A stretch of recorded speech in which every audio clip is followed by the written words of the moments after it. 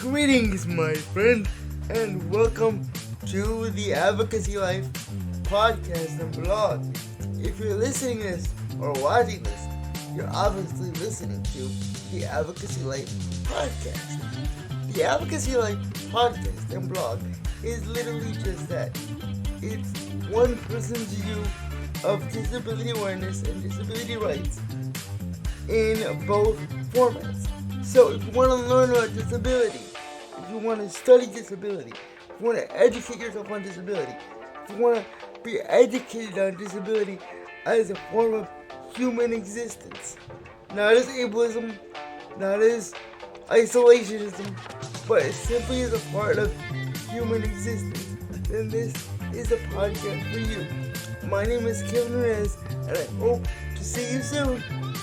This episode is for the guys. This episode is for the men with disabilities. I've done this topic before, but I feel like it's very important to do it once a year in a podcast form, just because it's hard to be a disabled man in America. It really, really, really is. So I want to give some love to my fellow men with disabilities. Now, I want to say from the outset, I am in no way trying to objectify or degrade women at any point in this episode, or try to get involved in any sort of gender politics. This is strictly one disabled man who is a heterosexual trying to uplift some other disabled men, regardless of their sexuality, regardless of their disability. I'm just trying to give them a confidence boost. That's what this podcast episode is about. That being said, if you're hurt at any point, feel free to stop and come back next week. I will listen and I will learn from all your comments. I am a 38-year-old disabled man with cerebral palsy. I know what it's like to be single the majority of my life. So why listen to me in the first place? Do I have the answers? No, I don't. Am I going to give you the answers? I probably cannot give you the answers. I can't. There's a lot of stuff here. At best, I can hope to scrape an iceberg of ableism and sexuality for men that is not often touched on. First of all, when women look at a physical disabled man, yes, I know there are many kinds of male disabled people out there. God bless all of you. I'm strictly speaking about those with physical limitations or physical impairments that use some sort of mobility device. Those are the ones that are ostracized the most by society. There's a thing called disability hierarchy, which could probably be a whole episode in itself, just trying to explain what disability hierarchy is. I'll put some resources for disability hierarchy in the show notes, but that's a subject for another day.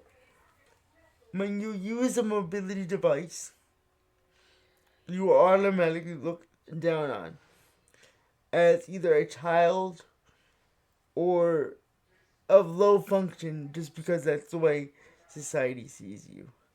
How many times have I been out to dinner with family and they'll hand them the check, or they'll ask if I can have a drink? A man is supposed to meet certain benchmarks in life by a certain age.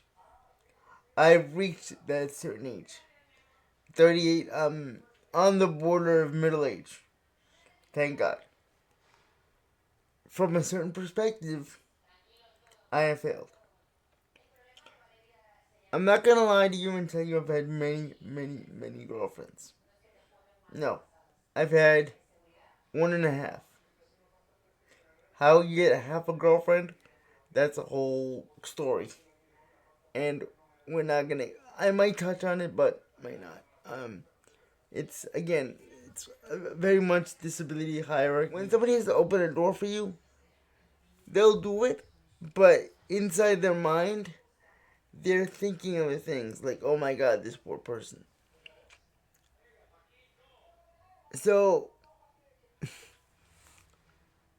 my point is, as a disabled man who uses a mobility device, the simple act of opening a door kind of makes you feel emasculated in a way, because one of the first things you see in movies and TV, and in my case growing up, you saw men opening up doors for women. I'm sorry, I can't do that. So how do I combat that? What I do when I've gone on dates is I'm usually in deep conversation. And again, this is what works for me. I can't make this work for anyone else. But if this uplifts you, then it uplifts you. I have them in deep conversation so that when it's time to open the door, it's not a conscious thought on her part.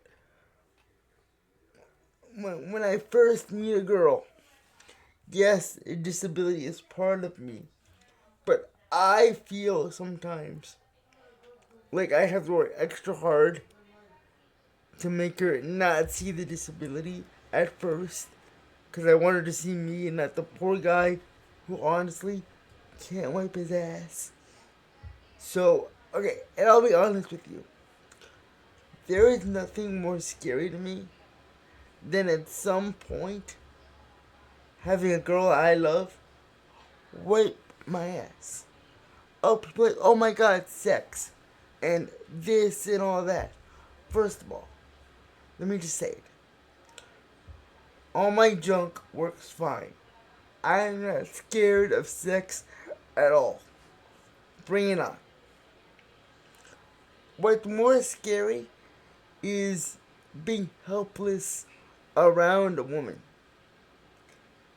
Yes, I have enough confidence now where it wouldn't bother me as much, but that first time when I'm guiding her through the process is a little intimidating for me. I'm 100% honest with you. Like, that to me is more scary than going 10 rounds of horizontal mambo. Okay? What's more scary to me is there's a good chance she's gonna make more money than I am. So we're gonna have to have financial conversations about what can I pay for, what can I pay for, how's the finance gonna work. I'm more scared about making sure her parents feel comfortable with me as her boyfriend. I know I can make her comfortable after a few conversations, hopefully a date or two. But her parents, that's a whole different thing. I can't make them accept me. A girl, honestly, that's easier because to all my guys out there, when you have a disability like ours, they're gonna see it right away. So they're gonna know within 15 minutes if that's what they want or not what they want. It's that simple. Because you can't hide it. Girls today are so used to guys lying and being full of crap. This is a benefit for you. Because you can't hide it. You can't. You shouldn't. You couldn't. So, don't. I just used like 4 different conjunctions there. Anyway, the point is, be yourself. Be kind. Be gentle. Be who you are. That's the only way to combat every stereotype you're gonna face as a couple. Whether that be her parents, your parents, because odds are your parents are not gonna be comfortable with you dating either. Now, I'm not gonna get into dating a disabled girl or not dating a disabled girl. That's on you. Whatever works for you works for you. It's not like there's a guidebook and that kind of thing. I will say this, and if this gets me in trouble, this gets me in trouble. But I gotta say it. The idea of people with disabilities only dating other people with disabilities is, to me, very ableistic. It's kind of like saying blacks can only date blacks. I'm sorry if that's a negative comparison, but it is. Date who you want to date. Go out with who you want to go out with. I can't judge you. Nobody can judge you. Because the fact is, this whole world, they all think they're gods. They think they're their own god. Newsflash. Nobody's their own god. There's only one God. Period.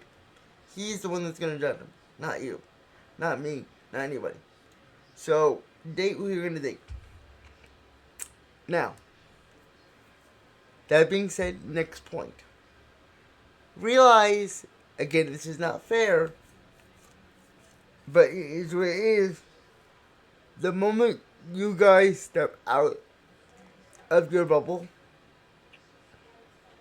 you know how in most couples they have a honeymoon phase where everything is hunky-dory and he's so cute, she's so cute.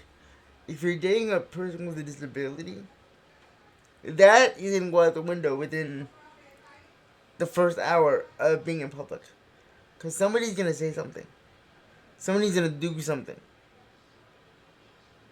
So you as a couple will have your bubble burst very soon. Your first test is going to come at you soon.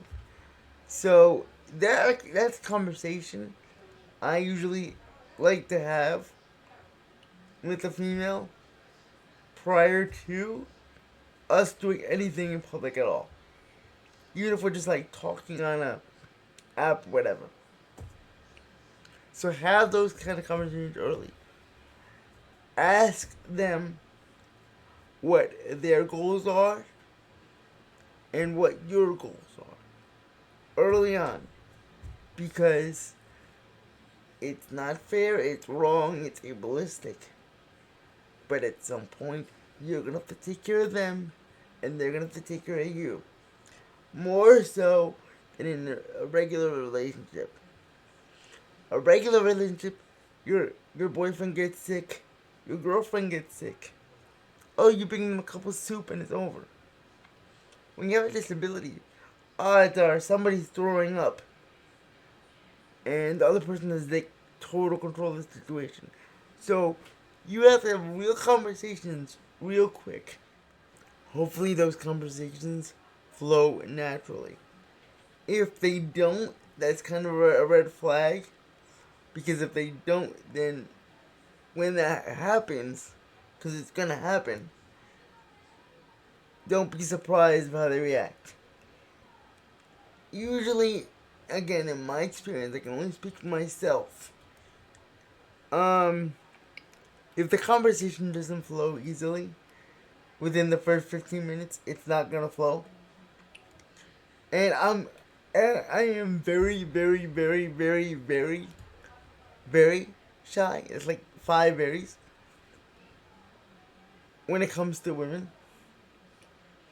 I can speak in front of 10,000 people. I can pass budgets. I can talk to legislators all day till I'm blue in the face. Give me a pretty girl, and I'm done. Like, shocked. Um, this brings me. I want to circle back and make this the final point. And I did this on purpose, just because it's icky and it's very personal. And again, I'm not trying to get in anyone's bedroom, but here it goes. When it comes to sex, I know as a disabled man, one of the reasons we struggle is because we don't feel cute, we don't feel attractive, we don't feel sexy. In movies, you don't see us in a movie, okay? We don't look like Brad Pitt. We look like what we're made to look like. We look like the way God made us look. Sorry, it just is. Some of us are fat, overweight, whatever. Even in adult movies, and yes, I'm going there because people need to hear this. Even in adult movies, they don't look like us. And even when they do, it's so obviously abusive, it's disgusting, which is a whole different subject in itself. But even there, we don't fit in. So, again, be yourself, be you, have that conversation as well in a safe way, because I can say this with confidence. I haven't had a lot of experience, but the experience I've had, even if we're not together anymore on a physical level or on a romantic level, if you handle those conversations the right way, the friendship and partnership can still last in a different way, of course. But you'll still be, like, I'm friends with my ex-girlfriends. I really am. Like, when I meet my next wife, she's gonna have to deal with her. I am friends with my exes. Like the bond is that close. I don't know if it's that way for everybody else. But, again, if you do it right, the bond, it'll shift into another way. But it won't be the same. But it'll still carry on. I hope this helps some man out there get your confidence back. I hope it helps realize that you are valuable, that you are confident, you are a man. You can go after what you want to go after. No one can judge you. Thank you for listening. Thank you for subscribing. Thank you for sharing. I'll see you next week.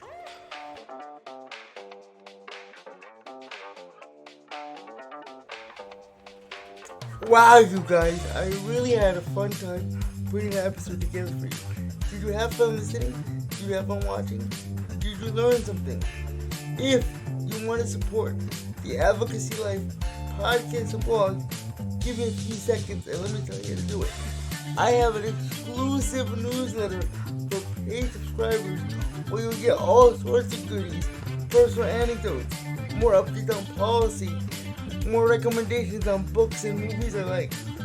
If you want to do more of me, I will put not one, but 2 books in a book series called Living Beyond Disability. They're on Amazon. Also in the show notes below. If you want to do more than that, you can support me directly through Cash App and PayPal. All in the links down below. Thank you so much for your time. Hope to see you in the next episode. God bless. See you soon.